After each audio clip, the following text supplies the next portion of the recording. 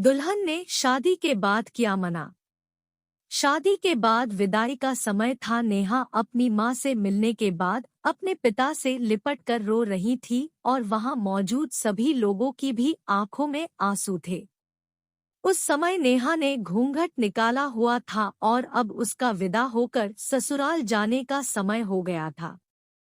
तो जैसे ही नेहा रोती हुई कार में बैठने लगी तभी उसकी छोटी बहन रोती हुई उससे दोबारा लिपटकर रोने लगी। तभी गाड़ी के पास खड़े नेहा के पति अविनाश से उसका दोस्त दिनेश कहता है, अरे यार अविनाश, यहाँ से घर पहुँचते ही सबसे पहले होटल अमृतबाग पहुँचकर एक बढ़िया सा खाना खाएंगे, क्योंकि यहाँ तेरे ससुराल में तो एकदम घटिया खाना था। ऐसा खाना तो हमारे यहाँ कुत्तों को भी नहीं खिलाते। तभी साथ ही खड़े अविनाश के छोटे भाई ने भी कहा, हाँ यार, यहाँ का खाना तो एकदम बकवास था और रस मलाई में तो रस ही नहीं था। ये कहते हुए वो तीनों ही जोर जोर से हंस रहे थे।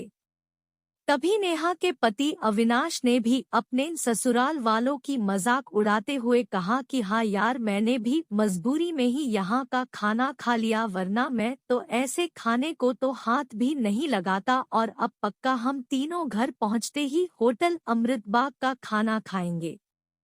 अपने पति के मुंह से ऐसी ऐसी बातें सुनकर नेहा कार में बैठती बैठती रुक गई और उसने गुस्से में सबके सामने अपना घूंघट हटाते हुए कार के दरवाजे को जोर से बंद किया और आंखों में आंसू लिए नेहा अपने पिताजी के पास चली गई और उनका हाथ पकड़कर उनसे ये कहा कि पिताजी, मैं ससुराल नहीं जाऊंगी, मुझे ये रिश्ता बिल्कुल मंजूर नहीं है।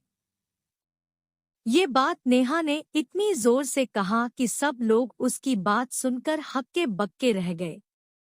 सब लोग नेहा के नजदीक आ गए और नेहा के ससुराल वालों पर तो जैसे पहाड़ ही टूट पड़ा हो। वजह क्या थी ये किसी को भी समझ नहीं आ रहा था। तभी नेहा के ससुर राधेश्याम जी ने आगे बढ़कर नेहा ने पूछा कि नेहा बेटी, बात क्या है? तुम अचानक ही शादी होने के बाद अपनी विदाई होने के समय यूं शादी को नामंजूर कर रही हो? तभी नेहा कुछ देर चुप रहने के बाद अपनी आंखों में आंसू लिए अपने ससुर से बोली कि बाबूजी, आपको पता है, मेरे माता पिता ने अपने सभी सपनों को मारकर हम सभी बहनों को इतना पढ़ाया लिखाया और काबिल बनाया, और आप जानते हैं कि एक बाप के लिए उसकी बेटी क्या मायने रखती है।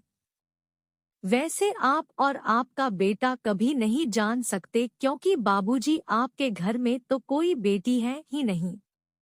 और आप जानते हैं, मेरी शादी में आने वाले बारातियों के लिए खाने पीने की एक भी कमी न रह जाए, इसलिए मेरे पिताजी पिछले 3 महीने से रात को 2 से 3 बजे तक जागकर मेरी माँ के साथ ये योजना बनाते थे कि रसोइया कौन होगा और खाने में बारातियों के लिए किस किस तरह का खाना बनवाना है और बारातियों को कहाँ बिठाना है, ताकि कहीं किसी को बुरा न लग जाए। और शायद आप नहीं जानते कि मेरी माँ ने पिछले 1 साल से एक भी नई साड़ी नहीं खरीदी, क्योंकि मेरी शादी में पैसों की कोई कमी न हो जाए। और आज भी मेरी शादी में भी मेरी माँ मेरी बड़ी बहन की साड़ी पहन कर खड़ी है।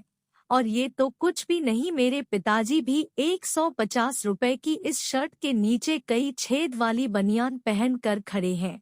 और ये सब सिर्फ इसलिए ताकि मेरी शादी में कोई कमी न रह जाए। लेकिन इतनी मेहनत करने के बावजूद भी आज इस शादी में आपके बेटे को रोटियां ठंडी लगी, उसके दोस्त को पनीर बकवास लगा और मेरे देवर जी को रसमलाई में तो रस ही नहीं मिला।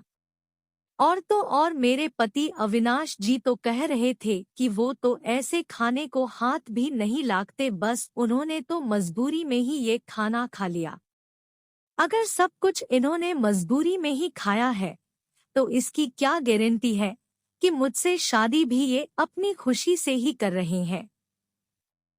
कल को अविनाश जी ये भी कह सकते हैं कि मुझसे भी इन्होंने मजबूरी में ही शादी की है, और नेहा रोते हुए अपने ससुर से ये भी कह रही थी कि जिस माता पिता ने मेरी शादी में दिन देखा न रात बस शादी की तैयारियों में लगे रहे, उन माता पिता पर आज आपके बेटे और उनके दोस्त यूं जोर जोर से हंस रहे हैं और उनकी इतनी बेइज्जती कर रहे हैं।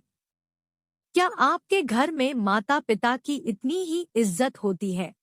तभी नेहा के ससुर ने कहा कि बेटी, इतनी छोटी सी बात पर तुम इतना नाराज हो गई। तो नेहा ने अपने ससुर की बात को काटते हुए कहा कि बाबूजी, ये छोटी सी बात नहीं है। अगर शादी के बाद मैं भी आपकी इज्जत न करूं तो आपको कैसा लगेगा? ये सुनते ही नेहा के ससुर ने शर्म के मारे अपनी आंखें नीची कर ली।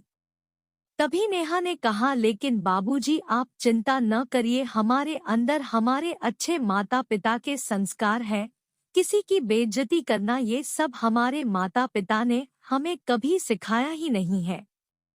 ये सुनते ही नेहा के पिताजी दयाशंकर जी ने आंखों में आंसू लिए अपनी बेटी को गले से लगा लिया और उससे कहा कि बेटी, मुझे गर्व है कि तू मेरी बेटी है और अब तू शांत हो जा बेटी, तुझे मेरी कसम, तू इन्हें माफ कर दे और खुशी खुशी अपने ससुराल चली जा। तभी नेहा का पति अविनाश भी नेहा के पिताजी और नेहा से हाथ जोड़कर माफी मांगता है और ये कहता है कि बाबूजी, मुझे माफ कर दो, सारी गलती मेरी ही है, लेकिन आज आपकी बेटी ने मुझे एक पिता की इज्जत करना सिखा दिया और आज के बाद मैं हर किसी के माता पिता हमेशा इज्जत करूंगा। उसी वक्त नेहा के ससुर राधेश्याम जी भी आगे आकर अपनी बहू नेहा के सर पर हाथ रखकर कहते हैं कि मैं तो बहू लेने आया था, लेकिन ईश्वर बहुत कृपालु है, उसने मुझे बहू के रूप में एक बेटी दे दी और वो भी इतने अच्छे संस्कार वाली, जो कि माता पिता का भी इतना सम्मान करती है। और अब बेटी, मेरे कहने से इन नालायकों को भी माफ कर दे, मैं हाथ जोड़ता हूँ तेरे सामने।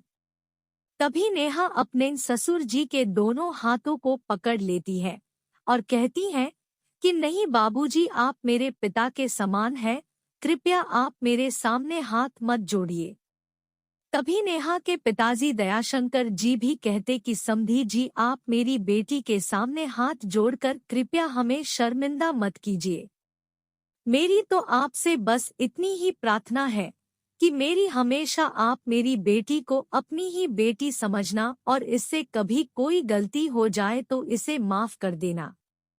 तो राधेश्याम जी ने अपने समधी दयाशंकर जी का हौसला बढ़ाते हुए कहा कि आप बिल्कुल चिंता मत करिए, बल्कि अब तो नेहा बेटी ही हमारे पूरे घर को संभालेगी और अब ये ही हमारे घर की लक्ष्मी है।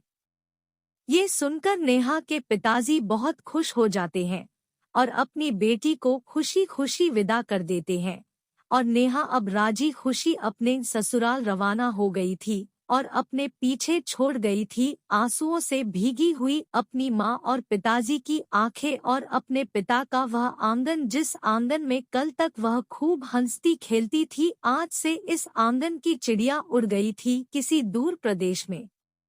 तो दोस्तों, बेटी माँ बाप का अभिमान व एक अनमोल धन होता है और दोस्तों, अपनी छाती पर पत्थर रखकर वो अपनी प्यारी बेटी और अपने जिगर के टुकड़े को उसकी शादी करके उसे विदा करता है। इसलिए दोस्तों, एक बाप अपनी बेटी की शादी करके वैसे ही उससे दूर हो जाता है और हमें उसका अपमान करके उन्हें और दुखी कभी भी नहीं करना चाहिए। आपको ये कहानी कैसी लगी, नीचे कमेंट करके हमें जरूर बताइएगा। अगर आपको ये कहानी पसंद आई हो तो अपने दोस्तों के साथ जरूर शेयर करें और ऐसी ही प्यारी कहानियाँ सुनने के लिए हमारे YouTube चैनल से जुड़े।